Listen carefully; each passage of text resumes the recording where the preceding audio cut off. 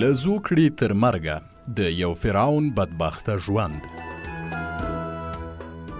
په دې خو موږ او تاسو ټول پوهیږو چې په پخواني مصر کې پاچا فرعون بلل کېده. دا لغت تر میلاد 3000 کاله مخکې یعنی له نن څخه 15000 کاله وړاندې د مصري پاچاهانو لپاره استفاده شوی دی. له بده مرغه چې د مصر په اړه ډیر پخواني معلومات د لاسرسي وړ نه دي. مطلب می هغه زمانه ده چې د مصر اهرامونه پکې جوړ شوي دي. په دې اړه تر اوسه پورې هیڅوک هم نه پوهیږي چې دا اهرامونه څنګه جوړ شوي دي.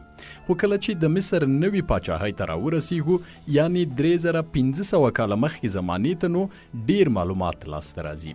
جالبه خو دا چې همدا مصر چې 3500 کاله مخکې را جوړ شوی دی تر خپل ځان مخکې تاریخ په اړه دقیق معلومات نه لري.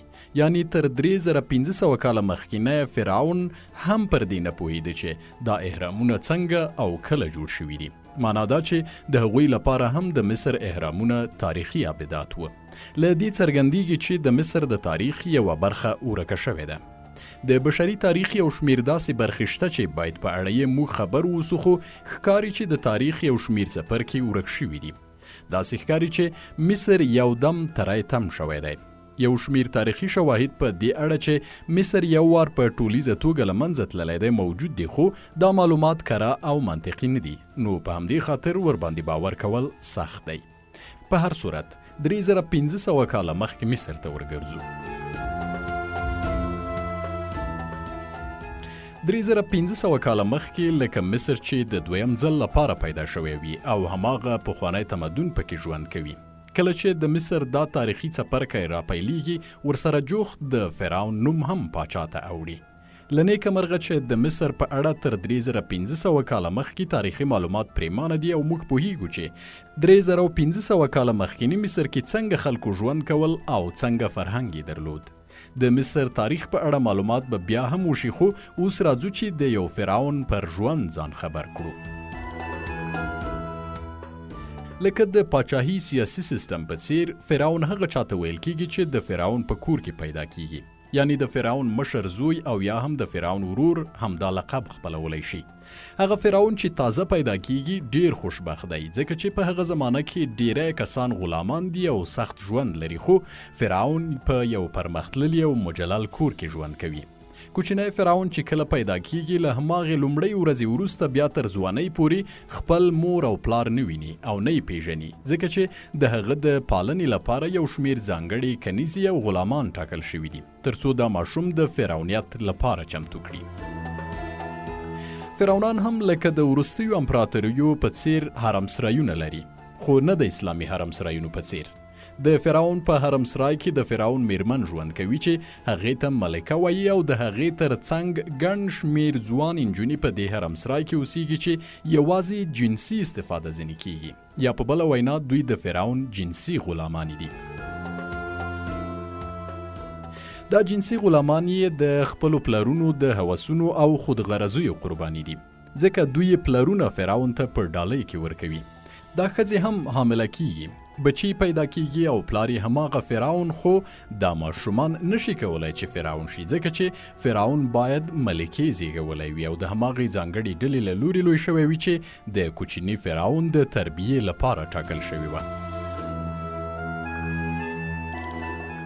دا ماشومان چې له فرعون خو کنیزو پیدا کېدل تر کوچني فرعون ډیر خوشبخت و ځکه چې دوی د فرعون په کور کې د ولیعت په څیر له ډیرو پیسو سره ډیر آرام ژوند کول او هیڅ مسؤلیت یې نه لرل او نه هم ورباندې د زده کړو فشار و. دوی به یوازې مزې کولې او ساعت به یې تیرول.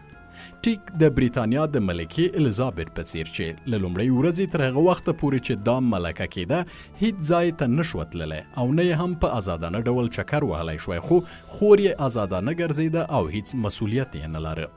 د بیلګې په ډول الیزابت حق نه درلود چې له خپلو خورلڼو سره منچسټر ته ولاړه شي ځکه چې ورته ویل کېدل چې ته نشې کولی دا کار وکړې ځکه تر دې ډیر مهم مسؤلیتونه درله غاړې دي او دا باید هغې ورځې ته چې دا ملکه کیږي مسؤلیت پذیره چمتو شي. هغه څوک چې د فرعون کوژدنه جوړیږي باید له 4 کلنۍ نه ښوونځي ته لاړه شي، هغې مدرسې ته چې لیکل او لوستل په ډیر ښه شکل ورښیي او د غراز تاریخ او ریاضي هم پرې زده کوي، خو په هغه وخت کې ریاضي یوازې هندسه وه ځکه چې د ریاضي هغه دوران بیخي پیل و، خو کوچنی فرعون یې باید خامخا زده کړي. که څه هم کوچنی فرعون د لوی فرعون زوی دی، خو استادان یې کولی شي هغه د زده کړو په خاطر تهدید کړي او حتی ویې وهي. د ریاضي او ژبې ترڅنګ فرعون ته جنگي فنون هم ورښودل کیږي، لکه توره، د آس سورلي، نیزه‌بازي او ټول هغه فنون چې د جګړې په ډګر کې پکارېږي. کله چې کوچنی فرعون 14 کلنۍ ته رسیږي، نو هغه رسمي مجلسونو ته هم ځي او دا ورزده کوي چې له خلکو سره، له نورو هیوادونو سره او خپله د ماڼۍ له کارکوونکو او غلامانو سره څنګه چلند وکړي او څنګه باید کاریزماتیک واوسي.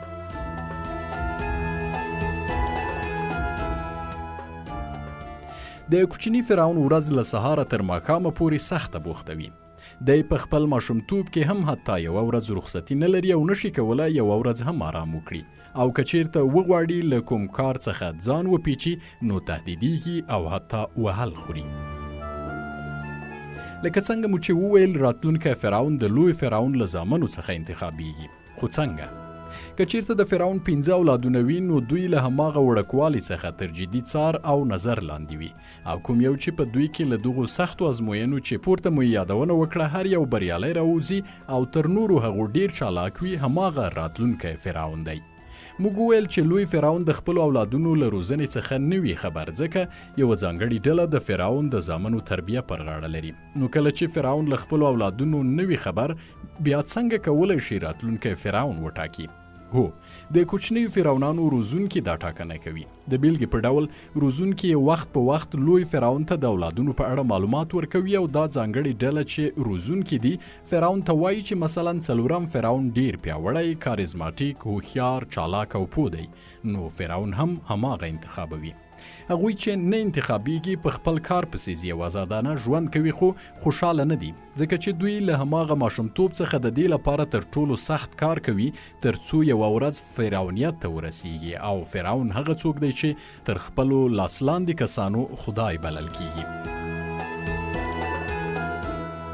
کوم چې د راتلونکي فرعون په توګه ټاکل کیږي، له هغې لومړۍ ورځې د خپل پلار یعنی لوی فرعون خدمت ته ورځي، تر څو له هغه سره هم چې تر اوسه یې نه دي لیدلي وویني او پر دې ښه وپوهیږي چې فرعون باید کوم مسؤلیتونه پر غاړه ولري. لوی فرعون خپل زوی ته وایي چې ته خدای د راتلونکي فرعون په توګه ټاکلی یې. کله چې کوچنی فرعون د راتلونکي فرعون په توګه ټاکل کیږي، نو نور د فنونو له ښوونځي څخه ایستل کیږي او یوازې د نظامي فنونو زده کړو ته ادامه ورکوي او جګړو ته لیږل کیږي تر څو د جګړې عملي میدان وویني.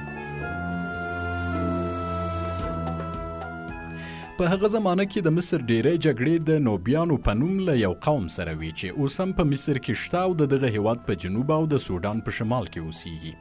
بله مسله چې کوچنی فرعون یې باید زده کړي هغه د جګړې ستراتیژي ده، تر څو پوه شي چې څنګه کولی شي په کمو تلفاتو د جګړې میدان وګټي او په څه شکل کولی شي چې پر دښمن غالب شي. خلاصه بدبخته کوچنی فرعون د ورځې 18 ساعته سخت بوخت وي او یوازې 4 ساعته خوب کوي.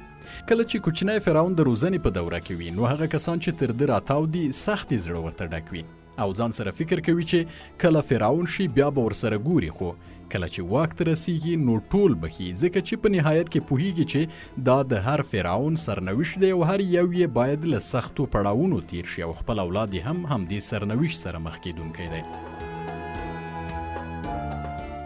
په هغه زمانه کې د واده لپاره قانوني عمر 21 کلنۍ ده، او کله چې کوچنی فرعون 21 کلنۍ ته رسیږي نو باید واده وکړي، نه له هغه چا سره چې دی یې غواړي، بلکې باید له خپلې خور سره واده وکړي، او دواړه اړخونه یعنې فرعون او خور یې هم دا واک نه لري چې له دې پریکړې څخه انکار وکړي.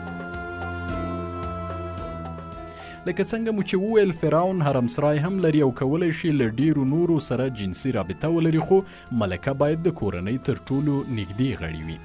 د دوی اولادونه هم چې دنیا ته راځي تر یو او بل بدتر ناقص وي، او د موندنو له مخې هغه کسان چې په خپلو کې ودونه کوي اولادونه یې له دغه سرنوشت سره مخ کیږي، نو دوی مجبوریږي چې ډیر اولادونه وزیږوي او بیا لکه چې یاده مو کړه سالم هغه یې ځانګړو روزونکو ته ورکول کیږي تر څو هغوی یې وروزي او په اخر کې فرعون ته ووایي چې کوم یو یې تر نورو سالم او هوښیار دی تر څو راتلونکی فرعون واوسي. بالاخره د فرعون د مرګ ورځ را رسیږي.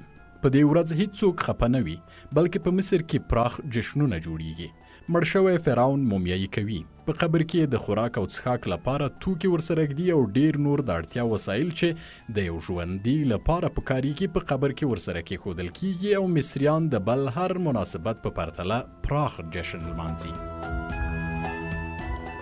کوچنی فرعون واک ته رسیږي. په دې ورځ دی ډیر اضطراب لري، هم خوښ وي او هم خپه، خو که چیرته پوهېدای چې دا څومره دروند مسؤلیت دی نو هیڅکله به دې مسؤلیت ته خوشحاله شوی نه وای، ځکه د یو هېواد ټول مسؤلیت د ده پر غاړه دی. یوازې یو څو سلاکاران لري خو ټولې پریکړې دی پخپله کوي. دا فرعون کله چې واک ته رسیږي نور نو په خپلو پښو نشي تللی. که چیرته دی وهم غواړي نه یې پرېږدي، ځکه چې تخت لري او دا تخت غلامان پر اوږو وړي او دی یاد شوي ځای ته لیږدوي. دی په خپلو پښو یو ځای ته نه پرېښودل کیږي، ځکه چې وایي دا د مصر خلکو او فرعون ته چې خدای ورته وایي سپکاوی دی، نو باید تل د خلکو پر اوږو سپور وګرځي. یوه بله بدبختي دا ده چې فرعون باید یو 15 کیلو تاج هم پر سر کړي. دا فرعون چې تازه واک ترلاسه کوي تر اخیره پورې همداسې پاتې کیږي. 15 کیلو تاج پر سر وي، په خپلو پښو نشي تللی، د ورځې 18 ساعته کار کوي تر څو د هېواد ټولې چارې پخپله اداره کړي. د فرعون د ژوند یو بل تر ټولو ویرونکی حقیقت دا و چې نوموړی به حتی له خپل سیوري هم ویریده، ځکه چې فرعونان تر ډیره چې وژل شوي دي د خپلو ورونو لخوا په دې موخه وژل شوي دي چې دوی واک ته ورسیږي. خو هر فرعون چې واک ته رسیدلی دی هغه هم د خپل ورور لخوا په هماغه شکل وژل شوی دی. نو د دې لپاره چې څوک ورباندې برید ونه کړي د تل یوه توره او یو خنجر له ځان سره ګرځوي تر څو د حملې پر وخت له ځانه دفاع وکړي.